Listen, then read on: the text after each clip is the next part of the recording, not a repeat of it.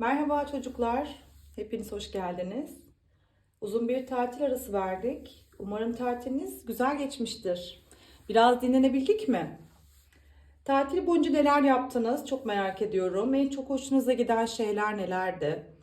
Ve piyano derslerimi özlediniz mi? Çok kısa videolar çektik ama ben sizi çok özledim. Şimdi yeniden birlikte piyano çalışacağımız için ben çok heyecanlıyım. Gerçekten çok güzel zaman geçiriyorum piyanoyla sizlerle birlikte. Bugün önce kısa bir tekrar edip daha sonrasında dersimize geri geçeceğiz. Evet, şimdi 6. ders videomuzu çekiyoruz arkadaşlar. Bu arada size kısa bir hatırlatma yapacağım. Şimdi piyano derslerimi izleyen çocuklarımdan geri dönüşler alıyorum. Özellikle başlangıç do notasını karıştırıyorlar. Bakın özellikle bu do notasının yerini pembe bir etiketle kapattım. Gördüğünüz gibi hep bahsediyorum ya size. Buradaki piyanonun adının yazıldığı hemen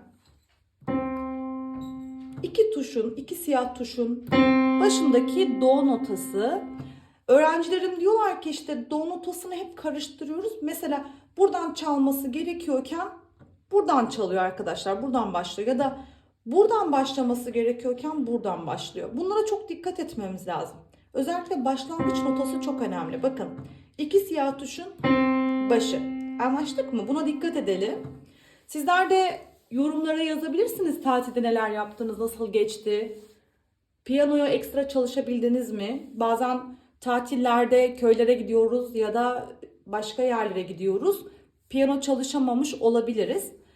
Tabii araya zaman girdiği için belki tekrar başına geçtiğinizde yapamayabilirsiniz. Bundan tedirgin olmayın. Tekrar başına geçin. Tekrar videoları başa sarıp izleyin. Yapamadığınız yerler olduğunda tekrar sarıp izleyin. Yani mutlaka yapacaksınız. Hiç kuşkunuz olmasın. Notaları da zamanla öğreneceksiniz. Şimdi ben burada notaları zaman zaman gösteriyorum ama birazcık da çizerek çalışmanız lazım. Benim tavsiyem budur. Şimdi sayfa 41'de kaldık. Bu arada bu 41. sayfanın hemen öncesinde bakın şöyle alıştırmalarımız vardı. Hatırladınız mı? Bunları umarım ki yapmışsınızdır. Bunların üzerinden geçerek notaların altlarına isimlerini yazıyoruz. Yapamadığınız bir yer olduğunda yine konuşuruz. Bu arada buralarda eşleştirmeler yapacaktık. Eşleştirmelerde de yanlışlık yaparsanız bir şekilde iletişime geçelim. Şurada da notaların altlarına isimlerini yazacağız biz. Burada yukarıda söyleyelim yazıyor ama biz isimlerin altına yazalım. Yine de yanlış yaptığımız zamanlarda kontrol edebilmeniz açısından videoları tekrar izleyebilirsiniz. Ben size buralarda notaların yerlerini tekrar anlatıyorum. Ama bu ders videosunda en önem verdiğim yer do'nun yeri. Evet, özellikle öğrencilerim do'yu karıştırdıklarını söylüyorlar. Nasıl bulabiliriz? Evet, piyanonun bakın ismi, ya daha doğrusu markası Yamaha. Yamaha'nın hemen önündeki iki siyah tuşun başı arkadaşlar. Bakın iki siyah tuşun hep başları do notasıdır ama biz buradaki do notasından çalarak başlıyoruz. Kural bu. Evet, hazırsanız başlayalım. Burada bir kısa tekrar dediğim kısım notaların yerleri bakalım. Biz fa anahtarında dört dörtlük bir parçada bakın şurada 4 vuruşluk notaları görüyoruz burada. İnceleyelim bakın. Evet. Şimdi burada 1, 2, 3, 4. Dördüncü aralıkta ya da dördüncü boşluktaki notamızın adı sol notası arkadaşlar. Tekrar ediyoruz. Gelelim buraya. 1, 2, 3, 4. Dördüncü çizginin üzerindeki notamız da fa anahtarında fa notası. Geldik buraya. Biz mi notasını öğrenmemiştik sol elde fa anahtarında. 1, 2, 3. Üçüncü boşluktaki notamızın adı mi. Fa anahtarında. Anlaştık mı? Evet. Kitabınız varsa zaten kitabınızın üzerine de notaları çalışabiliyorsunuz. Ama böyle Buradaki etkinlikte, buradaki çalışmada üstüne isim yazmayın arkadaşlar. Bu birazcık ezber olmuş oluyor. Ezber olmaması adına notaların yerlerini hangi aralıkta, hangi boşlukta daha doğrusu ya da hangi çizgi üzerinde diye çalışırsanız bu şekilde ezber yapmamış oluyorsunuz. Çalışmış oluyorsunuz. Bu da sizin onu öğrenmenizde fayda sağlayacaktır. Şimdi parçamıza baktık. Hepsi 4 vuruşluk notalarda. 4 vuruşluk notanın diğer bir ismi neydi arkadaşlar? Evet, ben sizi duyamıyorum ama daha sonra yine konuşacağız. Evet, 4 vuruşluk notanın diğer bir ismi birlik nota arkadaşlar. Tam tersi. Sayı arttıkça süresi düşüyor arkadaşlar. İsmi değişiyor sadece. Yani isminde birlik varsa, isimde bir varsa bu bir vuruşluk nota olmuyor. En çok bunu karıştırıyor çocuklarım benim. 4 vuruşluk nota birlik notadır arkadaşlar. Bunların aslında ana başlığı nota değerleri. Biz 4 vuruşluk notanın süre değeri ne diye sorduğumuzda siz bana diyeceksiniz ki birlik nota. Birlik nota 4 vuruşluk nota. Bunu sürekli tekrar edin mesela iyice içselleştirmek adına. Evet arkadaşlar, şimdi sayfa 41'i açalım. Evet. Misket parçamızı çalacağız. Bakın burada 4 vuruşluk notalarımız var ve üstte bir çizgi var. Bu çizginin adı ne? Hemen açıklayayım sizlere. Bu uzatma bağı arkadaşlar. Bakın burada da var. Bu iki notayı birbirine bağlıyor. Adı uzatma bağı. Bu iki notayı birbirine nasıl bağlayacak? Hemen bakalım. 1, 2, 3. Üçüncü boşluktaki notamız mi notası. Bu notamız da mi notası. İkisi de aynı yerde. Bunların ölçüleri de farklı yalnız. Burada farklı nota var. Burası farklı bir ölçü. Burada farklı bir nota var diyemiyoruz. Çünkü aynı nota var. Burada da farklı bir ölçü. Ama biz bunu uzatma bayıyla birlikte nasıl çalacağız? Şu şekilde. Burada sol, fa, mi. Mi notasının yeri burada 3. parmak olacak. Altına 3 yazalım mi'nin. Parmak numaraları bizim için çok önemli. Bakın. Şimdi burada 4 vuruş var. Burada 4 vuruş var. Birleştiriyorum ama elimi tekrar kaldırmıyorum. Sadece sayarken 1 ve 2 ve 3 ve 4 ve diyeceğim. Toplamda 8 vuruş olmasına rağmen 4 artı 4 şeklinde sayacağız. Gösteriyorum arkadaşlar. Ve 2 ve 3 ve 4 ve 1 ve 2 ve 3 ve 4 ve. Uzatma bağı bu şekilde örnekleniyor. Sizler deneyin. Yapamadığınızda tekrar deneyin arkadaşlar. Şimdi parçanın başından sonuna kadar çalmadan önce gösteriyorum parçamızı. Evet. Sol 1, 2, 3 4. boşlukta. 1, 2, 3, 4. 4. çizginin üzerindeki notamız fa. Mi'yi de az önce göstermiştim zaten. Şimdi sizler üzerine yazın arkadaşlar ya da alt kısmına parmak numaralarını. Sol 1, fa 2, mi 3. Evet. Parmak numaraları bizim için çok önemli. Parmak numaralarını doğru yazmadığımız zaman parçayı doğru çalamıyoruz. Bu da tüm motivasyonumuzu etkiler. Bir örnekliyorum hemen size. Sol 1. Sol notası nasıl bulacaksınız? Bakın do'yu özellikle bugün pembe etiketle işaretledim. Do notasını bulabilmek adına yine Yamaha'nın hemen karşısındaki iki siyah tuşun başlangıcı do notası. Bakalım. Şimdi arkadaşlar burada sol notasını nasıl bulacaksınız? Burası do. Si, la, sol. Do'dan aşağıya doğru yani sol tarafa doğru 3 nota iniyorsunuz arkadaşlar. Burası da evet sol notamız. Birazcık yukarı yapıştırdım ki buraya rahatlıkla basabileyim. Do notası, sol notası. Bakın 3 nota. Do'dayız. Do, si, la, sol. Bakın. Evet. Şimdi arkadaşlar do ve sol notasını yerlerini gösterdim. Biz burada bu parçada do notasını kullanmayacağız. Onu çalmayacağız ama biz burada sol notasıyla başlıyoruz. Solun altına bir yazdık. Evet. Burası Fa notası sarı ile işaretledim. Sol, fa. Tamam mıdır? Evet. Şimdi de mi notasını işaretleyeceğim. Hepsi yan yana arkadaşlar.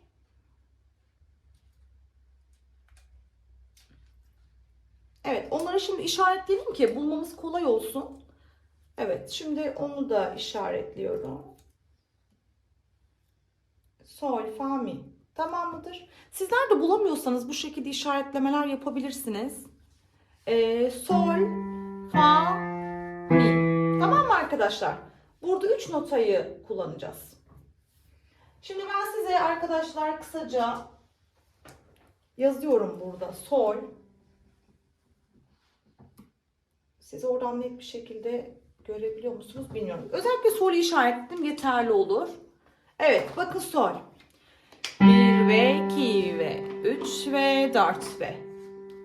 Bu şekilde 4 4 4 4 ilerliyoruz. Bağları unutmuyoruz. Baştan başlıyorum. 1 ve 2 ve 3 ve 4 ve 4 vuruşluk fa. 3 ve 4 ve 4 vuruşluk mi. 3 ve 4 ve 1 ve 2 ve 3 ve 4 ve yine mi'den devam ediyoruz. 3 ve 4 ve 1 ve 2 ve 3 ve 4 ve 1 ve 2 ve 3 ve 4 ve 1 ve 2 ve 3 ve 4 ve. Arkadaşlar benim fosforlu bir kalemim var. Ben genellikle bu bağları şöyle bir kalemle üzerinden geçiyorum. Bence biraz etkili oluyor. Yani bu bağları biraz daha belirgin hale getiriyor. Aynı zamanda ben buradaki kitabımın üzerine çizmiyorum ama yazmıyorum daha doğrusu. 1, işte 2, 3 diye yazın. O yazdığınız rakamları da bu fosforlu kalemlerle boyayın. Biraz daha dikkat çekici oluyor. Bu parçada anlamadığınız bir yer var mı? Bana mutlaka yorumlarda yazın. Aslında basit görünen bir şey ama detaya indiğimizde çok fazla şey var. O yüzden atlamadan devam edelim. Artık çift el basmaya başladık biliyorsunuz. Burada tamamını çift basacağız artık. Birazcık zorlaşmaya başladı. Bu sizi hiç korkutmasın. Bu arada ben size arkadaşlar şey hazırlayacağım. Böyle sağ el ve sol eldeki bütün notaları gösteren bir tablo. Bu şekilde daha kolay öğreneceksiniz. Şaşırdığınız bir yer olduğunda mutlaka oraya bakarak daha kolay çalabilirsiniz. Notaları daha iyi öğrenebilirsiniz. Bu arada biz yüz yüze görüşebildiğimiz öğrencilerimizde bunu daha dikkatli yapıyoruz. Yani şöyle ben tabloyu çizdim diyelim, hazırladım. Hocam ben işte piyano öğreniyorum videolarınızla diyen öğrencim olursa bana mutlaka ulaşsın arkadaşlar. Ben o tablodan fotokopi çekip kendisine ileteyim ki evde de piyanosunun ya da orgunun önüne bu tabloyu asıp sürekli görebileceği bir yerde tutabilirse daha hızlı öğrenir. Eğer biz yüz yüze görüşemiyorsak, daha uzak illerdeyseniz bana yine bir şekilde ulaşabilirsiniz. Ben size her türlü yardımcı olmaya çalışacağım. Evet, şimdi biz çift el basıyoruz. Arkadaşlar bir parça daha yapalım ki. Şimdi uzun bir zamandır görüşemedik. Videolarımıza biraz ara vermek zorunda kaldık tatilden dolayı. Bir tane daha çalışalım ki şu geçen zamanı biraz telafi edelim. Yarın da özellikle videolar çekmeye çalışacağım. Biraz yoğunluğum oluşuyor tabii ki ister istemez. Ben size zaman ayırmaya çalışacağım. Elimden geleni yapacağım. Şimdi burada çift çift basacağız. Şimdi burada hem sol anahtarında hem fa anahtarında notalarımız mevcut. Evet. Bakıyoruz arkadaşlar. Sağ eli bir inceleyelim. Sol anahtarında 4 dörtlük parçamız hangi notayla başlamış? Bizim o küçük bir çizgisi olan notamız vardı. İlk öğrendiğimiz nota. Az önce demiştim ya, karıştırılıyor. O yüzden pembe bir etiket yapıştırdım. Do notası burası. Pembe etiketin olduğu yer arkadaşlar. Do notamız. Küçük ek çizgili olan, yani birinci ek çizginin üzerinde olan notamız do notası. Hemen yanındakine bakalım. Birinci çizginin alt bitişinde arkadaşlar, bunu da konuşmuştuk. Re notası. İlerliyorum. Birinci çizginin tam üzerindeki notamızda mi notası. Bu arada arkadaşlar kaç vuruşluk notamız? 4. Bunlar kaçar vuruşluk? 2. 2 vuruşluk notanın süre değeri ne diye sorsam siz bana ne diyecektiniz? İkilik nota. 2 vuruşluk notanın adı ikilik. 4 vuruşluk notanın adı da birlik. Bunları unutmayalım. Şurada neler var?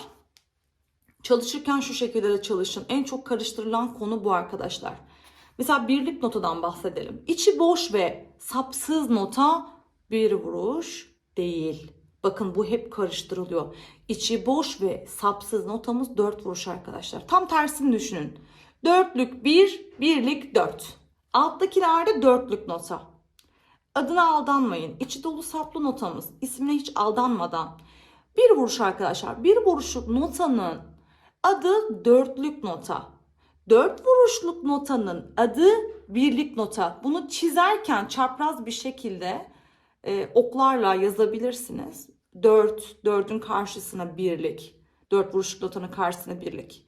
Bir vuruşluk notanın karşısına işte dörtlük yazıp bu şekilde çalışabilirsiniz. Bunları öğrenmeden bu parçaları çalmak mümkün değil arkadaşlar.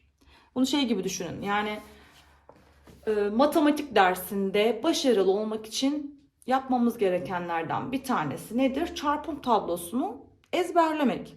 Çarpım tablosunu ezberlemeden işlem yapmamız mümkün mü? Değil. Biz de notaların isimlerini, yerlerini öğrenmeden ya da süre değerlerini öğrenmeden parçaları çalamayız. Hepsi birbiriyle bağlantılı. O yüzden bunları bol bol çalışın diyorum.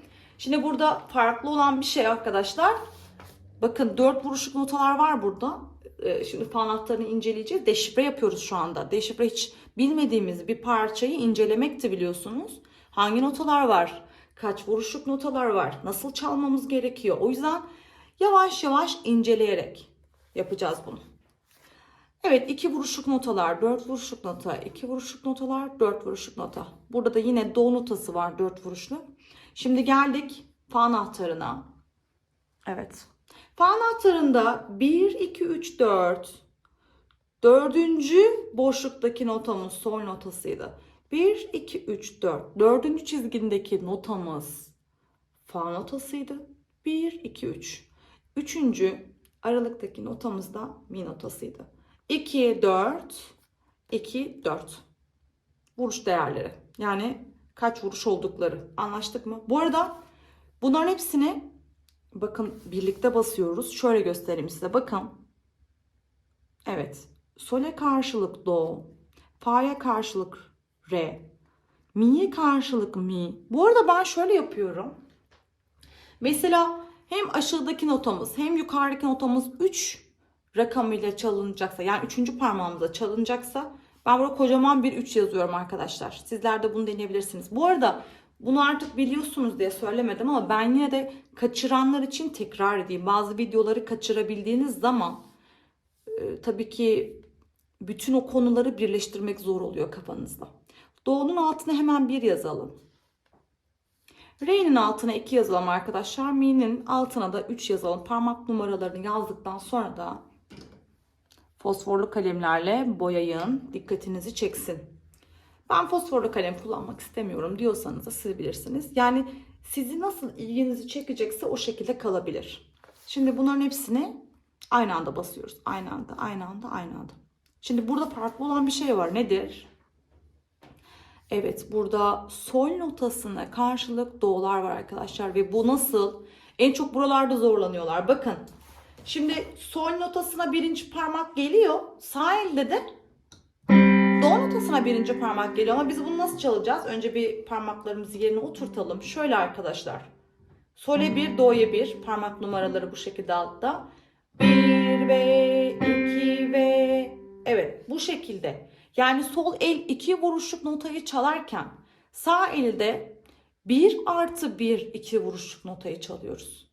Aslında ilk başladığımız zaman ölçüde aynı anda basıyoruz. Bu 1 ve ikinci V'de sol elimiz sabit kalıyor basılı. 2 ve sağ elimizle tekrar basıyoruz. Şu kısım bu şekilde. Anlamadığınız bir yer olursa bana yazın. Ben burayı tekrar anlatayım. Çünkü burası bir tık zor arkadaşlar. Ama kavradığınız zaman diğer bütün parçalarda bunları çok rahatlıkla çalacaksınız. Hiç sıkıntı etmeyin. Ben şimdi Notalarımı şöyle gösterdikten sonra şöyle bir inceleyelim. Umarım görebiliyorsunuzdur. Şimdi çalacağım arkadaşlar. Yapamadığımız zaman yine konuşuruz ama önce bir çalışalım bakalım. Başlıyorum. Sol notasında birinci parmak sol elde. Do notasında sağ elde birinci parmağı yerleştirdim. Başlıyorum. 2 artı 2 yapacağım burada. 1 ve 2 ve 1 ve 2 ve. Üçüncü parmaklar 2 ve 3 ve 4 ve. Dönüşe geçtik. 2 ve 4 ve 1 ve 2 ve 3 ve 4 ve 1 ve 2 ve 3 ve 4 ve 1 ve 2 ve 3 ve 4 ve 1 ve 2 ve 3 ve 4 ve 1 ve 2 ve 3 ve 4 ve. Evet, parçamız bu şekilde. Arkadaşlar bir çalışalım. Sizler de kendiniz bir çalışın. Yapamadığınız bir yer olduğunda tekrar aynı yeri çalışabiliriz ya da bir şekilde iletişime geçelim. Ben size daha kolay çalabileceğiniz taktikler vereceğim. Evet, bugünlük bu kadar. Sizleri çok yordum. Ama sizlerle ders yapmayı çok özlemişim. Bir sonraki ders videosuna kadar kendinize iyi bakın. Dersleri kaçırmamak adına abone olmayı unutmayın. Hoşça kalın.